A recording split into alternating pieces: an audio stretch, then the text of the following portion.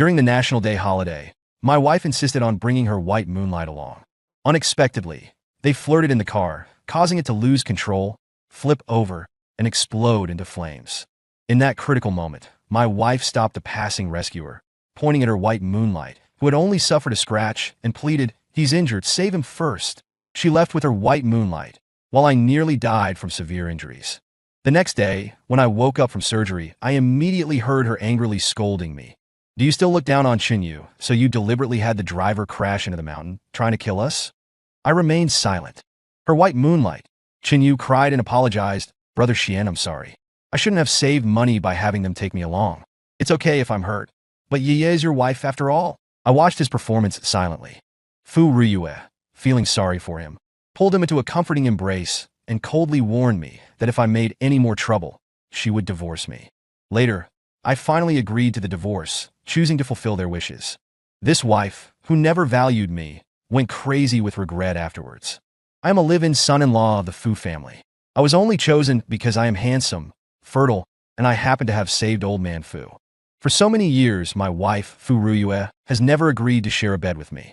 Even our child was conceived through artificial insemination, all because she has a low-born white moonlight in her heart. This year during the National Day holiday, old man Fu ordered her to travel with me to improve our relationship.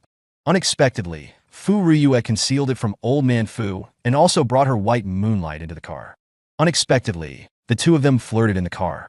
In their amorous state, they bumped the driver, causing the car to lose control, overturn, and catch fire, killing the driver on the spot. I almost died as well, but Fu Riyue left with her white moonlight, carefree. The next day, when I woke up from anesthesia, Fu Riyue's gorgeous face appeared before me. Her eyes held no emotion, and her fiery red lips were restrained to the extreme, as if she wanted to devour me whole. Upon seeing me awake, she pointed at my nose and questioned, "Do you still look down on Chinyu, so you deliberately had the driver crash into the mountain, trying to kill us?" Before I could react, I heard her white moonlight crying as he apologized. "Brother Xian, I'm sorry. I shouldn't have saved money by having them take me along. It's okay if I'm hurt. But Ye is your wife after all." Chinyu was young-looking and fair-skinned, truly a master of green tea tactics. I smiled coldly and looked at Fu Riyue. "Are you so certain that I harmed you? Uncle Fu has driven for our family for his whole life, and he has never had an accident. The first time Chinyu rides, something like this happens. Who would believe it's not related to you? You have problems with your legs, and you want Chinyu to be disabled with you?" Hearing this, my heart turned ice cold. Years ago, when I saved her father, my legs became less agile than normal. Now this car accident was the last straw. Furthermore, she had been in the ward for so long and hadn't noticed the blood flowing from my wounds, nor had she asked about my physical condition. I was stunned, contemplating the meaning of these 8 years of marriage. Seeing that I didn't respond, Fu Riyue lost interest in insulting me. She grabbed her white moonlight's hand, left me with the words that if I made any more trouble she would divorce me, and turned away without looking back. 2 minutes later, her voice message came. "For the sake of Chinyu pleading for you, I forgive you. Don't do it again." I didn't reply. She sent another message. "My parents like you very much. I don't want to fight with you, and I definitely don't want you to treat Chinyu as your enemy." Hearing her voice messages, my heart felt even more desolate. The doctor who came for rounds was my friend. Hearing what she said, he frowned impatiently. "Is Fu Riyue crazy? She doesn't care that you've had a car accident, and on top of that, she says these disgusting things to you. Does she think you aren't hurt enough? Does she even know what you've given up for her?" Over the years, my friend was the only one who knew everything about me and Fu Riyue. Seeing that my 8 years of effort had not been rewarded in any way, he frowned and comforted me. 8 years, Li Xian. Are you really not going to let go? 8 years ago, I had just graduated with my master's degree and was at the peak of my career. Old man Fu found me after the graduation ceremony, hoping that I would become Fu Riyue's husband. I agreed almost without thinking. It was because I had secretly loved Fu Riyue for 8 years, but she never knew. For Fu Riyue, I gave up a high-paying job to become a full-time husband. I loved her for 8 years without a single response, and in times of crisis, she always thought of her white moonlight. I chuckled mockingly and said nothing more. Silently, I pulled back the covers and went to handle the discharge procedures myself. My emotions had been too turbulent just now, and my original wound had started to reopen a bit. The pain almost made me pass out, but luckily a friend caught me in time, which also suddenly reminded me. There was one promise I hadn't fulfilled yet. Later, can you help me send a taro snowball to the Fu family? For my daughter? And don't say it's from me. I subconsciously instructed my friend. After all, my child seemed to inherently dislike me, her father. She was always a bit resistant to things I gave her, just like her mother. Sigh, you're so humble. You'll regret it one day. My friend nodded helplessly, sighed, and immediately went out to help me. Watching his back disappear, I finally turned on my phone. Fu Ryue had stopped sending me messages, probably assuming I had already calmed down. I saw people on my WeChat moments traveling all over the world. I suddenly remembered that this vacation we were originally supposed to go to Hong Kong, Disneyland together. But now everything had changed. Scrolling down, there was a new post from Fu Ryue. She and Chunyu had already boarded the plane, and in the photo, she was holding Chunyu's hand with the caption, "After all these years, you're still my greatest preference. Believe me, one day, I'll make you my real husband." Another photo showed the two of them kissing passionately, like a couple eloping. I laughed self-deprecatingly and sent Fu Ryue a message. "I agreed to the divorce you mentioned last time." Fu Ryue didn't reply to my message. Instead, she went crazy having fun for 7 days before coming back. Every day, I would see their updates on social media. They went to the desert, making promises of being together forever in front of countless Buddha statues. They also went to alpine meadows, embracing romantically beneath the sacred snow-capped mountains. All the passion and love that she hadn't given me, Fu Ryue gave to Chinyu. When she returned, Fu Ryue was beaming with a happy smile. Seeing my pale and sickly complexion, she frowned subconsciously, her smile immediately vanishing as she told me to take a bath first. I nodded faintly and walked right past her. When I came out of the bathroom, she was still sitting on the sofa with a few cheap souvenirs on the table. She gestured with her chin. "Here, these are for you. Tomorrow, in front of my dad, to say we bought them while traveling. If you dare reveal anything about Chinyu and me, I absolutely will not let you off." I was too lazy to look at them, simply dried my hair, and replied, "Remember to have someone prepare the divorce agreement. Contact me whenever you're free." Fu Ryue was very busy. She wasn't home for 5 days a week. During this time, she was even more deeply engrossed with Chinyu, so busy that she simply had the housekeeper prepare a random gift for our daughter's birthday. I didn't care about accommodating her on this matter. As long as we could get divorced, anything was fine. Hearing my words, Fu Ryue's face instantly darkened. She violently swept the souvenirs off the table and started berating me. "What nonsense are you spouting again? You knew I loved Chinyu before we got married. Isn't this suffering you forced upon yourself?" "You're right. I forced this suffering upon myself." Before she could continue scolding, I interrupted her.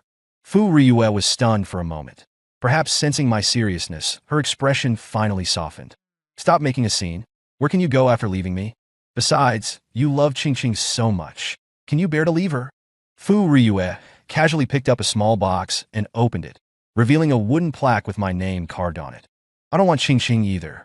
Before she could continue speaking, I interrupted her. Fu Ryue was stunned for a moment, her eyes suddenly becoming bloodshot. Half a month ago, it was the Fu family banquet. Qingqing didn't see Chinyu at the banquet and kept crying to me over the phone. "Daddy, why didn't you let Uncle Chinyu come and keep me company?" My daughter's childish crying came from the other end of the phone, instantly chilling me to the bone. She hadn't contacted me for a month, and the first thing she asked me about was where her Uncle Chinyu had gone. She was 6 years old this year, and she had never stayed by my side since she was a month old. Fu Ryue also rarely allowed her to interact with me, always having Chinyu handle everything. Fu Ryue was right. Chinyu was more like her mother than I was. In the end, it was only when I promised to buy her a taro snowball that she reluctantly stopped crying. Over the years, I've loved this daughter the most. When I discovered that she also loathed me, just like her mother, I finally couldn't take it anymore. Hearing my words, Fu Ryue's expression turned rather ugly. "I never imagined. Even Qingqing despises you this much. I shouldn't have come back tonight to see your face. You want a divorce, right? Then just wait and see." After scolding me, she flung me away forcefully and stormed out, slamming the door. Looking at the tightly closed door, for the first time, I didn't try to compromise and seek reconciliation. In 8 years of marriage, I was always the one who sought reconciliation after every conflict. But this time, I was truly tired. Fu Ryue didn't come back for several days. On the 4th day, her call came. Fu Ryue seemed not to have calmed down. Her tone was cold and indifferent. "My parents want us to come home for a meal. Get to the Fu family's old residence within half an hour." Before I could say anything, she hung up, helpless. I could only hang up and immediately rush to the Fu family's old residence. When I arrived, I found a picture of a happy family gathering. Chunyu was sitting in the seat that should have been mine, carefully holding Qingqing, who was wiping tears from her eyes and hugging a small toy, obviously enjoying it immensely. And Fu Ryue was bending over, ladling soup, a smile I hadn't seen in a long time gracing her face. Suddenly, I didn't want to go in. They looked like a real family. Young master. That's when the old residence's maid spotted me, and in an instant, everyone's eyes turned to me. Old Master Fu shook his head in resignation, seemingly accepting the scene. I pretended to be relaxed and said with a forced smile, "Isn't there already a son-in-law here? Why call me back?" For a moment, nobody spoke. My eyes met Fu Ryue's. I smiled at her with contempt. "Miss Fu doesn't want a divorce. Did you discover that you've fallen in love with me and can't bear to divorce?" Hearing this, Fu Ryue's brows furrowed deeply. "Can you stop acting like a lunatic?" I retorted without hesitation. "You're the one acting like a lunatic." Fu Ryue was furious and shouted, "If you dare embarrass me today, I dare to divorce you tomorrow. Believe it or not, no need for you to go to any trouble. Let's get divorced today." I took out the divorce agreement and threw it at Fu Ryue. Her face darkened and she said through clenched teeth, "Think carefully. If you get a divorce, I won't give you custody of Qingqing." She knew that in recent years I was most worried about Qingqing. At this point, she could only threaten me with him. Unfortunately, her plan was in vain. I glanced at Qingqing, who was crying loudly in Xinyu's arms, and for the first time, I felt no guilt towards him. "Whatever. I don't want you or my daughter." As soon as I finished speaking, Fu Ryue flipped the table, and I, in front of them all, chuckled lightly, turned around and left, as calm as if nothing had happened. The events didn't happen all that suddenly. It was just that no one had expected that a person who had always been meek and had loved Fu Ryue and their daughter more than himself would one day want nothing. There was a strange silence in the old residence for a few seconds, until Qingqing belatedly let out a piercing scream.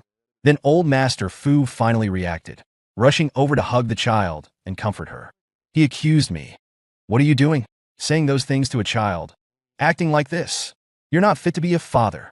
Old Master Fu was trembling with anger, raising his hand to slap me, but I grabbed his hand faster.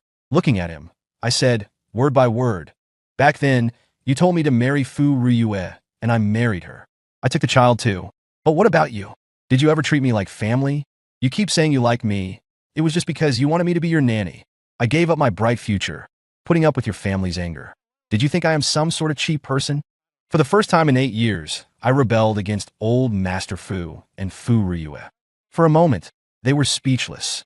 "It's all your fault for pushing me to this point," I said coldly. Finally, everyone was completely silent. With a mocking smile, I said to Fu Ryue, "Since you want to be cheap, then go ahead and continue being cheap. Being with a little gold digger, that's a perfect match for you." After saying that, I didn't care about their pale faces and turned to leave. For 8 years, I had endured a lot. In the end, I was left with nothing. Even my child said she didn't want me. So from now on, I have nothing to miss. I walked out of the Fu family's gate. As I was about to start the car, Fu Ryue chased after me. I steeled my heart and stepped on the gas. This marriage, I truly must end.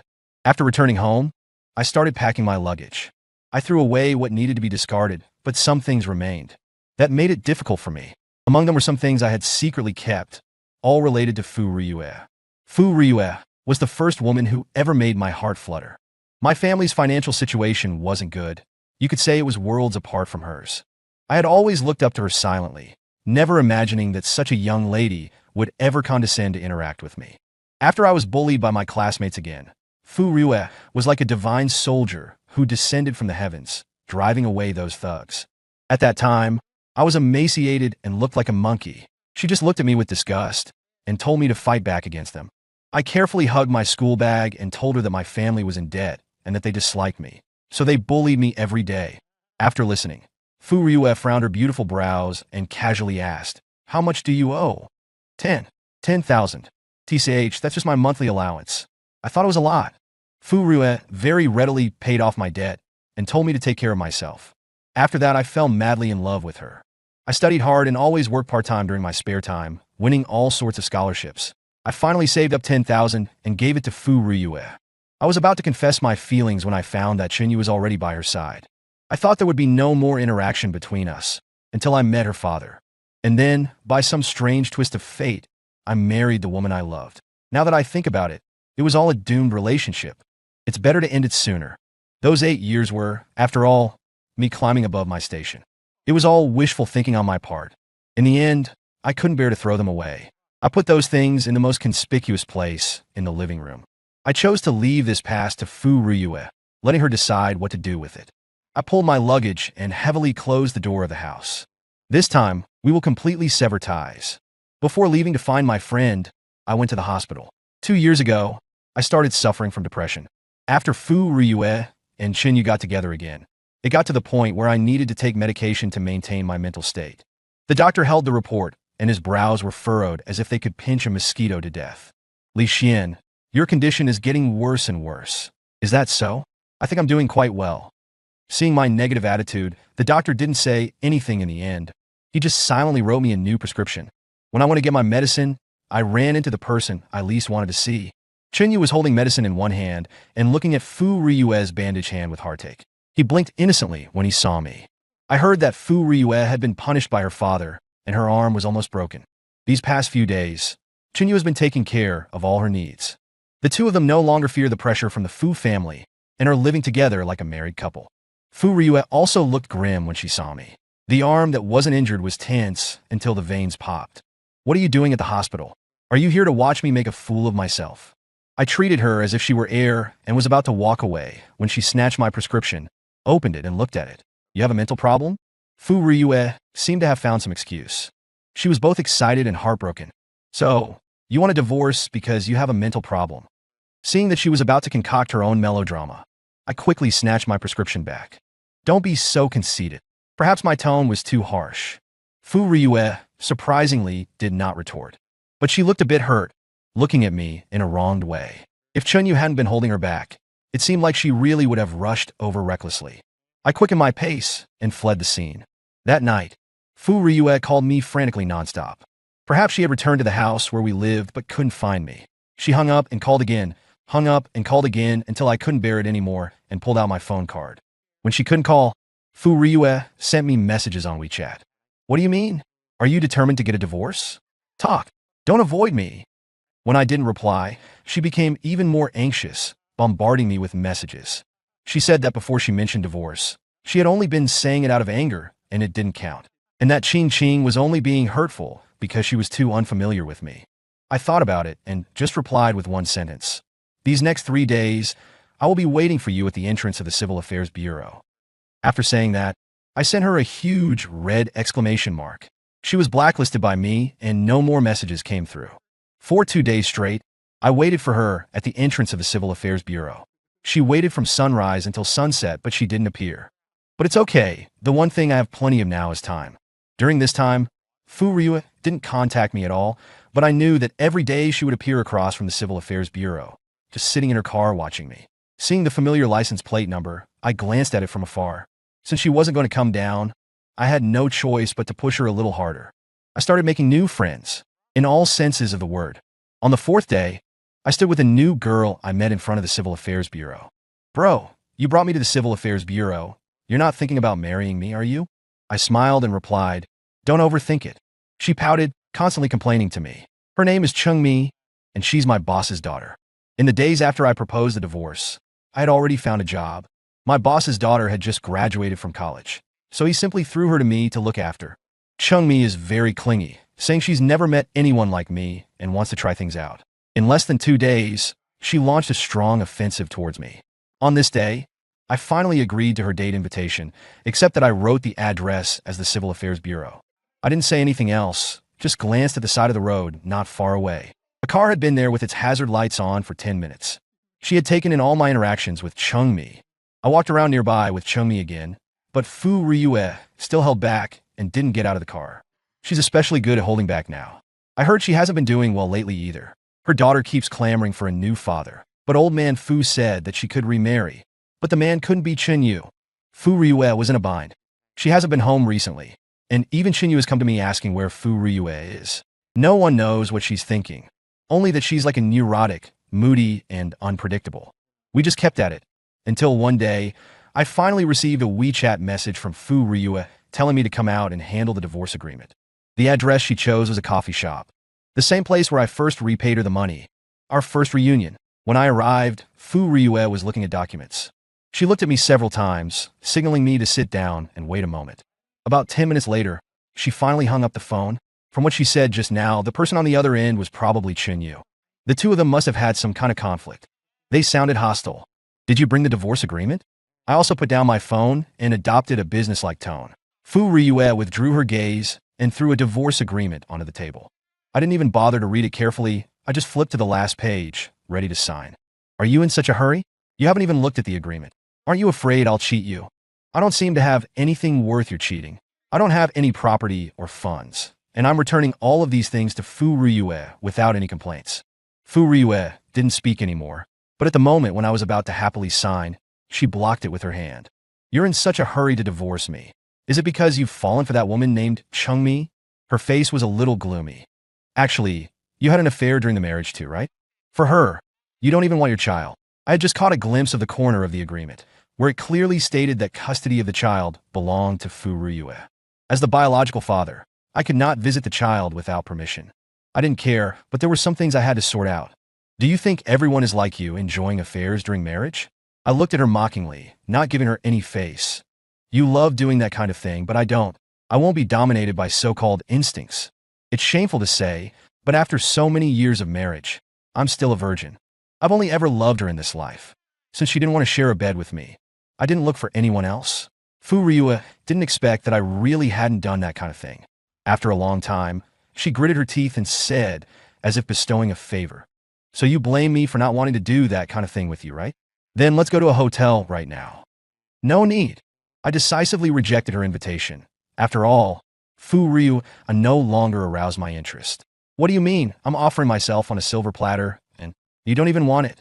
Fu Ryu became furious with shame and immediately threw all the evidence of how I had loved her over the years back at me. After being my lapdog for so many years, now you can finally get what you want. Why don't you want it? I gave her a fake smile. Fu Ryue, you're making yourself look very cheap. Fu Ryue was arrogant and conceited, and she couldn't stand anyone saying that about her. Just when I thought she would tell me to get lost in a fit of anger, she miraculously held back. She just coldly sneered and tore up the divorce agreement. I have other things to attend to. Let's end it here for today. Anyway, whether we divorce or not, I'm the one who decides. I was silent for a moment, then smiled mockingly. Whatever, I'll file for divorce. Because I've truly had enough of you. Stop. I told you to stop. After being rejected so many times, Fu Ryue finally lost her composure. She had never been so out of control, following me and trying to explain herself. You know other women and found another job, right? You fell in love with her, didn't you? If that wasn't the case, how could you be so heartless as to abandon our daughter? Just as she finished speaking, Chinyu came out from inside, holding Qingqing. Ryue, Qingqing has been crying and looking for you. Please come back. However, Fu Ryue pushed him away, glaring coldly. Get lost. Don't use my daughter as a shield. Chunyu's face turned completely pale. Looking around, he didn't miss the people pointing fingers and gossiping. Ryue, please don't treat me like this, okay? Get lost. Quickly send the child back. Otherwise, don't blame me for exposing what you did a few years ago. Hearing this, Chunyu's face turned even paler. Ryue, please don't tell your dad. I did everything just to be with you. Chunyu put Qingqing down and, disregarding everything else, knelt down and grabbed Fu Ryue. I was stunned, the world spinning around me. 8 years ago, the day before my graduation ceremony, I saved old Master Fu from being hit by a car. That's how he noticed me and chose me as his son-in-law. But for so many years, I never knew that Chunyu was the one who drove the car, trying to hit old Master Fu, just so he could be with Fu Ryue. It turns out that after all these years, I'm still trapped in their web. My legs, which I almost lost twice, were all thanks to Chunyu. I closed my eyes in pain and silently put my phone away. Fortunately, when I was negotiating with Fu Ryue, I recorded everything she said, and the recording had been running ever since.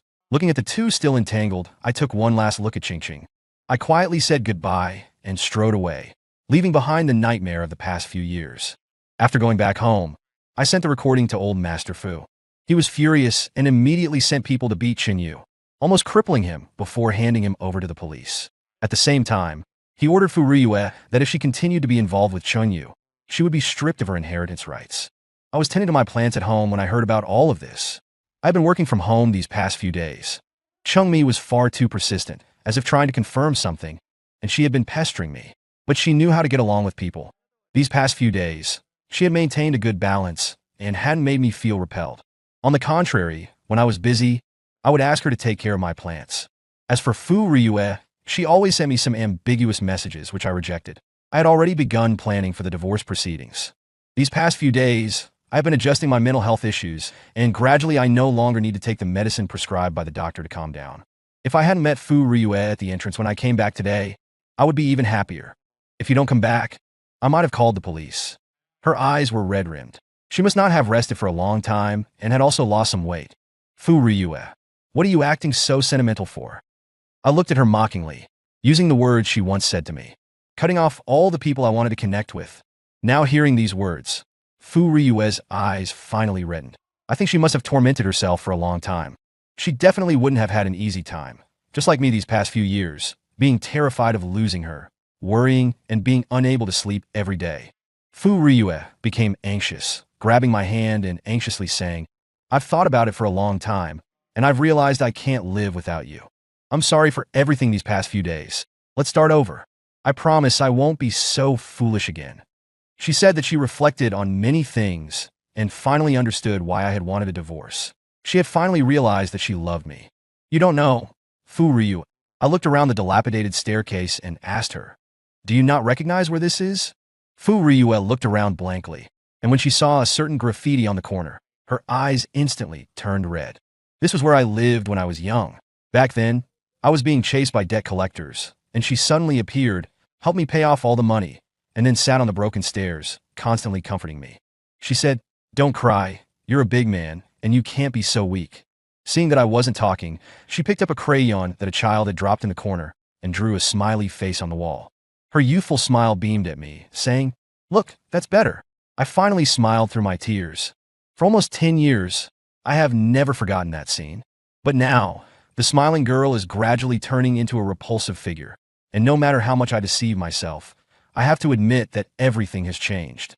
Fu Ryue recalled the past, her eyes reddening in silence. I know it's all my fault. Give me one more chance, okay? Li Xian.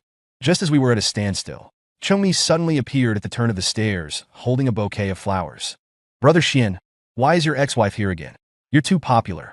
Chengmi's tone was affectionate as she deliberately bypassed Fu Ryue and came to my side. Before I could speak, Fu Ryue slapped Chengmi in the face. Is it you little bitch, who seduced my husband? Old hag. Who are you calling a little bitch? Watch your mouth. Chengmi wasn't one to back down, and she returned a slap to Fu Ryue. Several neighbors had already heard the noise and stood in their doorways. Seeing that someone was yelling about calling the police, I quickly stopped them. Stop fighting. Looking for an opportunity, I suddenly stood in front of Chengmi. Fu Ryue raised her hand, looking at me in disbelief. You're still protecting her? Yes. I admitted it decisively. The problems between us shouldn't involve others, and even less should hurt others. She gritted her teeth and resentfully lowered her fist. She bent down, picked up the yellowed photo, and left angrily. For several days in a row, Fu Ryue didn't come looking for me. Chengmi stood beside me, giggling, and said that she heard from others that Fu Ryue had used her connections to get Chinyu sentenced to life imprisonment, and that they would never see each other again. The ill-fated relationship between her and Chinyu had lasted for years. She used to be completely submissive to Chinyu's sweet-talking, but she never expected her bedmate to be so vicious, wanting to harm me, and also her own father. Fu Ryue is actually a very kind person, otherwise she wouldn't have saved me before. She's just ruthless towards me now. After waiting for several days, there was finally new information about Fu Ryue. She asked me to come back for dinner today, just her and Qingqing. When I returned to the place we used to share, Qingqing was playing with toys in a sullen mood, while Fu Ryue was busy in the kitchen, wearing an apron. Just looking at the scene, it was the image I had fantasized about a long time ago. But I never expected that when this scene was realized, it would actually be a farewell. Seeing me come over, Fu Ryue put down her apron and called out, gesturing for Qingqing to speak as well. But Qingqing pouted, refusing to say a word. Blood is thicker than water, and although I don't force it, it doesn't mean I won't be sad. Fu Ryue frowned, but at my signal, she closed her mouth and went back to the kitchen to continue cooking. A table full of dishes was quickly cooked, and when Fu Ryue brought them all out, Qingqing still refused to speak. Fu Ryue lost her patience and scolded her. Fu Qingqing, do you have any manners? Is this how you treat your mom and dad? I don't have a dad. Grandma said my dad didn't want me from the moment I was born. She's not my dad. Give me back Uncle Chinyu, I want Uncle. She kept complaining, repeating the thoughts that the Fu family had instilled in her. Ching said that it was me who didn't want her. For so many years, besides her grandparents, only Uncle Chun had been good to her. She even said that Fu Ryue and I were both bad guys, bringing her into the world and then not wanting her.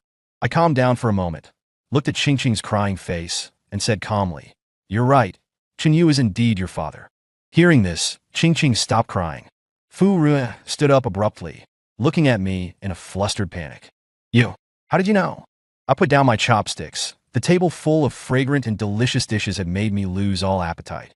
It wasn't actually hard to guess. Ching didn't look like me. Her eyes were exactly the same as Chunyu's. Besides, back then, Fu Ryue loved Chinyu to death. So how could she be willing to use my sperm for IVF to give birth to my child? I looked at you and said my final explanation to Ching. "I did not want you. If you don't acknowledge me as your father, it doesn't matter because I'm not your father in the first place." After saying that, I turned around and walked out the door. Fu Ryue wanted to chase me, but Song held her back tightly, and she could only watch me walk further and further away. Having finally spoken the last secret, I felt liberated. After all this commotion, Fu Ryue finally knew that my mind was made up. After crying in front of me, she finally agreed to the divorce. At the entrance of the Civil Affairs Bureau, she tearfully shoved the photos into my hands, telling me that no matter what, I had to take them with me and not discard our beautiful memories. In front of her, I pulled out the yellowed piece of paper and read some of the sentences aloud to her.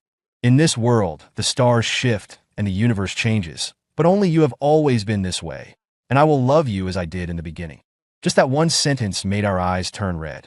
How could there be so much love as the beginning? In the end, everyone still couldn't hold on to their original intentions and went their separate ways.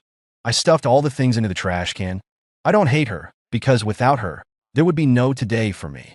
But I also can't love her, because all the pain over these years was caused by her.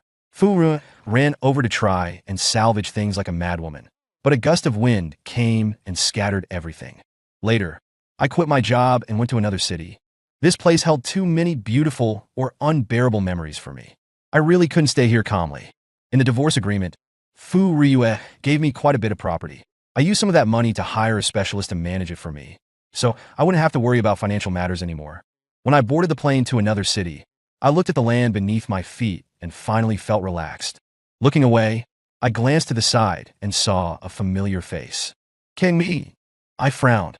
"What a coincidence," she exclaimed exaggeratedly, but her expression was somewhat confident, not like a real coincidence at all. Before I could speak, she took out a contract and said, "I've registered my own company right in Jiang City. How about you come and work for me?" Jiang City was the very place I was about to go. I was a little surprised. She leaned in and asked, "I wonder if you still remember, during the national programming competition, you mentored a chubby girl?" I paused for a moment, then nodded. Although I didn't know what that young girl's name was, she was very smart and left a good impression on me. She pointed at herself and said, "That chubby girl is named Chungmi." Seeing my silent expression, she smiled sheepishly. Women change a lot as they grow up, becoming more and more beautiful. She used that to justify herself. I smiled and didn't say anything, letting Chungmi salvage her dignity. I knew she liked me, but I couldn't give her a response right away. "It's okay if you don't respond. I won't be unreasonable like your ex-wife." I couldn't help but smile, looking at her adorable appearance. I just hoped this wasn't a doomed relationship. Later, Chungmi and I went to Disneyland, fulfilling a childhood fairy tale dream of mine. Her company allowed for flexible work hours, and I also used that time to travel throughout the vast land of my country. The scenery I had always wanted to see was now all under my feet, although my legs weren't as nimble anymore because of saving Grandpa Fu in the car accident. But it didn't matter. Now I had rediscovered myself. After returning from another island trip, I took the initiative to propose to Chungmi. She was surprised and very happy. I was also a little nervous. I told her, "I will work hard to become a person worthy of you. I hope you will give me a little more time." She readily agreed, and I gave her my virginity as a gift. That night, Chungmi snuggled in my arms, saying she wanted to travel the world with me. I smiled and kissed her hair. The next day, we embarked on a global journey. From then on, I was no longer restricted. I had set myself free. I went to wherever I wanted to go, with Chungmi and with my most authentic self. The end.